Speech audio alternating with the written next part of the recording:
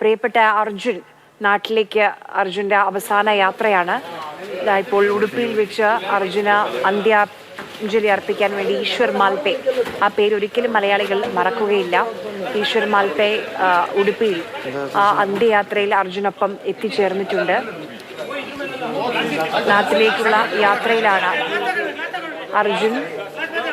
ഈശ്വർ മാൽപയുടെ കൂടെയുള്ള ആളുകളും അന്ത്യാഞ്ജലി അർപ്പിക്കാൻ വേണ്ടി അവിടേക്ക് എത്തിയിട്ടുണ്ട്.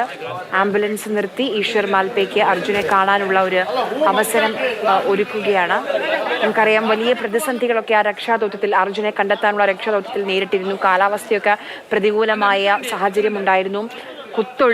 കുത്തൊഴുകിക്കൊണ്ടിരിക്കുകയായിരുന്നു ഗംഗാവല്ലിപ്പുഴ. 7 നോട്ട്സ് വരെയായിരുന്നു അതിലെ അടിയൊഴുക്ക്. ആ സമയത്ത് സ്വന്തം ജീവൻ പോലും പണയം വെച്ച് ഈശ്വർ മാൽപേ എത്രയോ തവണ ഗംഗാവല്ലിയുടെ ആഴങ്ങളിലേക്ക് മുങ്ങിയിരുന്നു. സാരംഗ് സുരേഷ് നമുക്കൊപ്പം ചേരുന്നുണ്ട്. സാരംഗ്, ഒറ്റയ്ക്കാക്കുന്നില്ല അർജുനെ ഈ യാത്രയിലും അവന് വേണ്ടി അവനെ തിരയാൻ വേണ്ടി മുന്നിട്ടിറങ്ങിയവർ? ആര്യ, ഇപ്പോൾ മൃതദേഹം ഉടുപ്പിയിലാണുള്ളത്. ഉടുപ്പിയിൽ മലയാളി സമാജം പ്രവർത്തകരൊക്കെ തന്നെ ആദരാഞ്ജലികൾ അർപ്പിക്കാനായി പുഷ്പചക്രങ്ങളും അതുപോലെ തന്നെ ഈ മാലകളും ഒക്കെ ആയി തന്നെ ഇവിടെ എത്തിയിട്ടുണ്ട്. ഇവിടെ പ്രധാനപ്പെട്ട മറ്റൊരു കാര്യം കൂടിയുണ്ട്. നമ്മളിവിടെ വെച്ച് ഈശ്വർ മാൽപയെ കാണുകയുണ്ടായി. ഈശ്വർ മാൽപേ ഇനി ഇവിടെ നിന്ന് കുടുംബത്തോടൊപ്പം തന്നെ ചേർന്നുകൊണ്ട് കോഴിക്കോട് കണ്ണാടിക്കലിലെ വീട്ടിലേക്ക് യാത്ര തിരിക്കുന്നു എന്നുള്ള വിവരം കൂടിയാണ് ഇപ്പോൾ ഏറ്റവും ഒടുവിൽ വരുന്നത്. ഇപ്പോൾ ഉടുപ്പി ടൗണിൽ ഈ ഒരു വൈകിയ വേളയിലും ഒട്ടേറെ ആളുകളാണ് അർജുന് അന്തിമോപചാരം അർപ്പിക്കുന്നതിനായി ഇവിടെ എത്തുന്നത്. മാത്രമല്ല, ഇവിടെ നിന്ന് ഫ്രീസറിലേക്ക് മാറ്റുന്ന ഒരു പ്രോസസ്സ് കൂടി ഇവിടെ നടന്നിരുന്നു. കാരണം കണ്ണൂർ, കാസർഗോഡ് ജില്ലാ കളക്ടർമാരൊക്കെ തന്നെ അർജുന് അന്തിമോപചാരം അർപ്പിക്കാനായി കേരളത്തിലെ വിവിധ ഭാഗങ്ങളിൽ കാത്തിരിക്കുന്നുണ്ട്.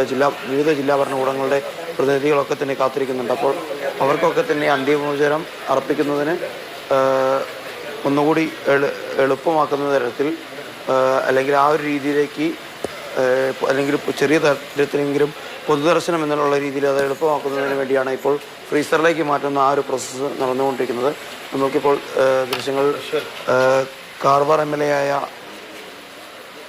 സതീഷ് കൃഷ്ണ സെയിലിനെ കാണാം, ഈശ്വർ മാൽപയെ കാണാം. കാരണം ഇവരൊക്കെ തന്നെ ഈ ഒരു മിഷന് എത്രത്തോളം വലിയ അധ്വാനം നടത്തിയിട്ടുണ്ട്, അല്ലെങ്കിൽ അവരുടെ ആ ഒരു പ്രയത്നം എത്രത്തോളമാണ് എന്ന് മലയാളികൾ എല്ലാവരും കണ്ടതാണ്. ഈശ്വർ മാൽപേ അർജുൻ്റെ മൃതദേഹം കാണാനായി പോകുന്ന ആ ഒരു നിമിഷം വളരെ വൈകാരികമായിരുന്നു. അതിനുശേഷം പിന്നീട് മാൽപേ പെട്ടെന്നാണ് ഉടൻ പറയുകയായിരുന്നു, ഞാൻ അർജുൻ്റെ വീട്ടിലേക്ക് പോകുന്നു, അർജുനോടൊപ്പം തന്നെ അർജുൻ്റെ കണ്ണാടിക്കലിലേക്ക് ഞാൻ പോകുന്നു എന്നായിരുന്നു പറഞ്ഞത്. ഇപ്പോൾ നമുക്ക് ദൃശ്യങ്ങൾ കാണാം. അർജുനെ ഒരു നോക്ക് കാണാനായി ഒട്ടേറെ പേരാണ് ഇവിടെ കൂടിയിരിക്കുന്നത്. ഇപ്പോൾ അതിൽ മലയാളികളും കന്നഡികരുമായിട്ടുള്ള നിരവധി പേരുണ്ട്. കാരണം ഇവർക്കൊക്കെ തന്നെ ഇവരുടെ കുടുംബാംഗത്തെ പോലെ, കുടുംബത്തിലെ ഒരാളെ പോലെ, സ്വന്തം വീട്ടിലെ ഒരാളെ പോലെ തന്നെ അർജുൻ സുപരിചിതനായി മാറിയിരിക്കുന്നു എന്നതാണ് ഏറ്റവും പ്രധാനമായ കാര്യം. ഈ വൈകിയ വേളയിലാണ്, സമയം ഇപ്പോൾ 11 മണിയോട് അടുക്കുന്ന സമയത്താണ് ഉടുപ്പിയിൽ ഇത്രയും വലിയ ഒരു ജനക്കൂട്ടം എല്ലാ ക്ഷീണവും മറന്നുകൊണ്ട് അർജുന ആദരാഞ്ജലികൾ അർപ്പിക്കാനായി ഒത്തുചേർന്ന് നിൽക്കുന്നത്. ആര്യ, സാരംഗ് പറഞ്ഞതുപോലെ ഈ സമയം നോക്കൂ, 11:30. ഒരു പരിചയവുമില്ലാത്ത, ഒരു പക്ഷേ ജീവിതത്തിൽ ഒരിക്കൽ പോലും കണ്ടിട്ടില്ലാത്ത അർജുന് വേണ്ടി എത്രയധികം മനുഷ്യരാണ് അവിടെ തിങ്ങിക്കൂടി നിൽക്കുന്നതെന്ന്. സ്നേഹം അത് മാത്രമാണ് ആത്യന്തികമായി ഈ മാധ്യമങ്ങളിലൂടെയും അല്ലാതെയും അർജുന് വേണ്ടിയുള്ള തെരച്ചിലിൽ ഒരുപക്ഷെ ഇവരിൽ പലരും ഓരോ നിമിഷവും പ്രാർത്ഥനയോടെ ഇരുന്നിട്ടുണ്ടാകും, അർജുനെ തിരിച്ചു കിട്ടണേ എന്ന്. ആ മനുഷ്യരൊക്കെ അർജുൻ അവസാനമായി നാട്ടിലേക്ക് മടങ്ങുകയാണ്. അവന് അന്ത്യാഞ്ജലി അർപ്പിക്കാൻ വേണ്ടി അവിടേക്ക് ആളുകൾ ഇങ്ങനെ എത്തിക്കൊണ്ടിരിക്കുകയാണ്.